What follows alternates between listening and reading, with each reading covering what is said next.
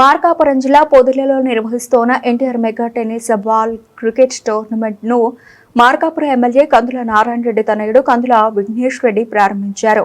ఈ సందర్భంగా కందుల విఘ్నేష్ రెడ్డి స్వయంగా మైదానంలోకి దిగి కొద్దిసేపు బ్యాటింగ్ చేసి యువ ఆటగాళ్లలో ఉత్సాహాన్ని నింపారు.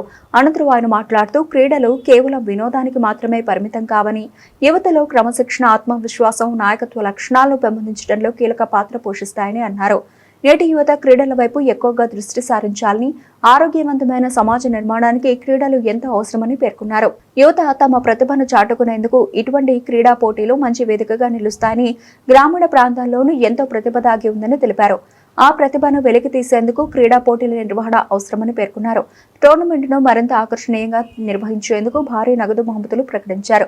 విజేత జట్టుకు ₹1,00,000, ద్వితీయ స్థానంలో నిలిచిన జట్టుకు ₹75,000, తృతీయ స్థానానికి చేరుకున్న జట్టుకు ₹50,000, చతుర్థ స్థానానికి ₹25,000 నగదు బహుమతులు అందజేయనున్నట్లు తెలిపారు. దీంతో పరిసర ప్రాంతాల నుంచి కూడా పలు జట్లు పోటీల్లో పాల్గొంటున్నట్లు నిర్వాహకులు తెలిపారు.